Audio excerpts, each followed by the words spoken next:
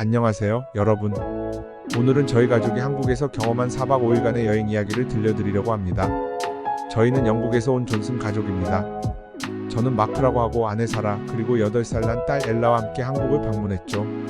이 여행에서 정말 잊지 못할 사건들을 겪었고 한국인들의 친절함과 따뜻함을 경험했습니다.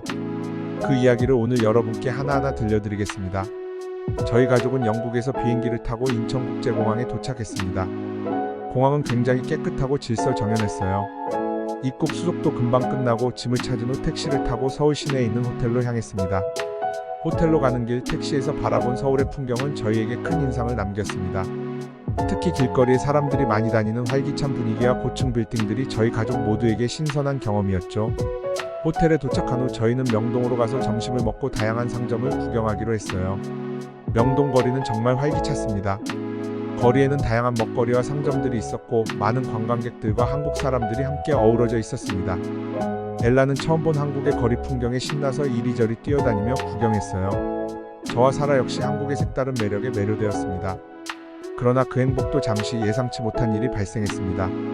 저희가 한 상점에서 나와서 다음 목적지로 이동하려는 순간 저는 갑자기 지갑이 없다는 사실을 깨달았습니다. 아무리 주머니를 뒤져봐도 지갑은 보이지 않았습니다. 그 안에는 신용카드, 현금, 여권까지 들어있었기 때문에 저희는 순간 크게 당황했죠. 어떡하지? 사라가 걱정스러운 표정으로 물었습니다.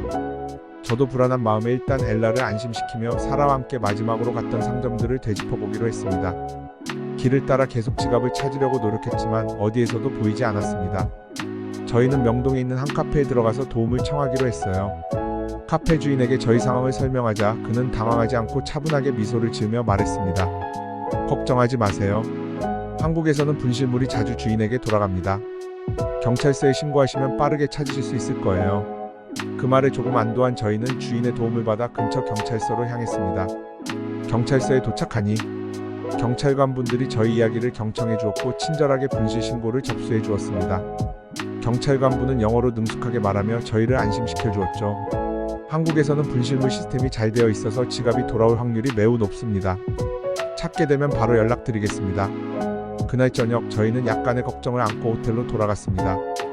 그런데 놀랍게도 다음날 아침 경찰서에서 연락이 왔습니다.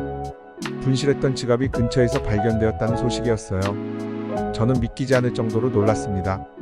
지갑을 되찾은 후 안에 있는 모든 물건이 그대로인 것을 확인했을 때 정말 한국 사람들의 정직함과 배려심에 감동했습니다.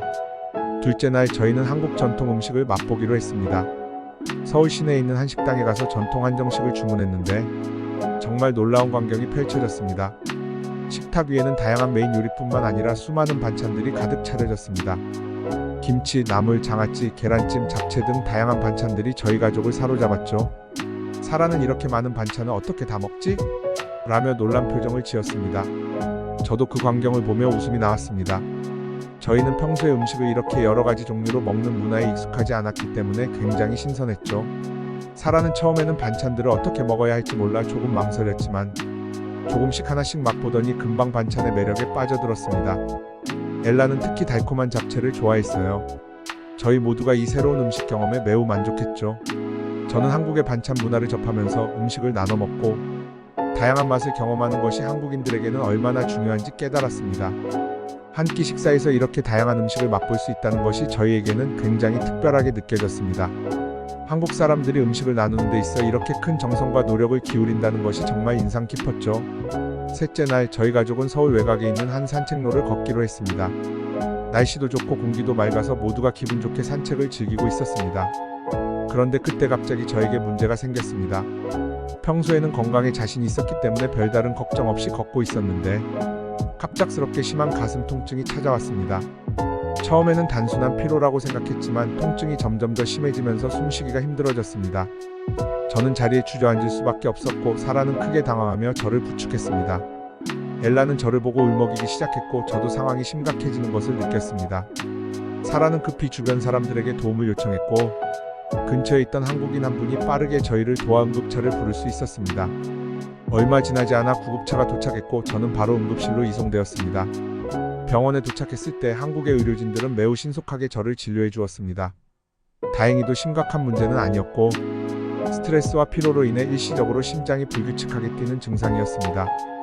의료진의 빠르고 전문적인 대처 덕분에 저는 금방 안정을 찾을 수 있었습니다. 그리고 놀라운 것은 이렇게 신속한 응급 치료를 받았음에도 불구하고 치료비가 매우 저렴했다는 점이었습니다. 영국에서였다면 상당히 많은 비용이 나왔을 텐데 한국에서는 상대적으로 훨씬 저렴한 비용으로 치료를 받을 수 있었습니다. 한국의 의료 시스템이 매우 효율적이라는 것을 몸소 느낀 순간이었죠. 응급실에서 치료를 받은 후 저희는 다시 호텔로 돌아왔습니다. 그날 저녁 호텔 로비에서 저희와 비슷한 나이의 다른 한국인 가족을 만났습니다. 지쳐서 안아있던 저희 가족들이 안쓰럽고 문제가 생겼다고 생각을 했는지 그들은 저희에게 다가와 대화를 나누기 시작했는데 유창한 영어 실력은 아니었지만 다행히도 대화는 잘 이루어졌습니다. 알고 보니 그 가족 역시 비슷한 심장병을 겪고 있는 아버지가 있었습니다. 우리는 자연스럽게 심장병 관리에 대한 이야기를 나누게 되었고 그 가족은 한국에서 심장병 환자를 위한 좋은 병원과 의사들을 소개해 주었습니다. 그들은 또한 만약 다시 위급한 상황이 생긴다면 어디로 가야 할지, 어떻게 대처해야 할지를 친절하게 설명해 주었죠. 한국인 가족이 알려준 정보 덕분에 저희는 마음이 한결 가벼워졌고 위급 상황이 오더라도 어떻게 해야 할지 구체적인 지침을 얻게 되어 안심할 수 있었습니다. 특히 그들의 따뜻한 배려와 친절함에 저희 가족은 큰 위로를 받았습니다. 마지막 날이 되자 저희는 아쉬운 마음을 뒤로하고 집으로 돌아갈 준비를 했습니다. 한국에서의 시간은 너무 빨리 지나갔고 많은 추억을 남겼죠. 저희는 그동안 한국에서 겪은 경험들을 다시 한번 떠올리며 이 모든 순간에 대해 감사한 마음을 가졌습니다. 한 번도 아닌 여러 번의 경험을 겪으면서 마치 꿈속에서 기분 좋은 꿈나라 여행을 다녀오는 기분마저 들었습니다. 그래, 이래서 한국 하는구나. 한류가 그냥 만들어졌던 게 아니었고 짧은 시간 선진국 선두에서 이끌어가는 나라가 됐다는 게 새삼몸으로 체험하게 만들었던 경험이었습니다. 영국으로 돌아온 후에도 저희 가족은 한국에서의 경험을 자주 이야기하게 되었습니다. 지갑을 잃어버렸을 때, 응급실로 실려갔을 때, 그리고 친절한 한국 사람들을 만났을 때마다 저희는 한국이라는 나라가 얼마나 따뜻한 마음을 가진 사람들로 가득한 곳인지 깨달을 수 있었습니다. 처음 한국에 도착했을 때는 그저 새로운 나라를 방문한다는 기대감 뿐이었지만 이제는 한국이라는 나라가 저희 가족에게 큰 감동을 준 곳으로 기억될 것입니다. 한국인들의 친절함, 정직함, 그리고 서로를 배려하는 마음은 저희가 오랫동안 간직하고 싶은 소중한 경험입니다.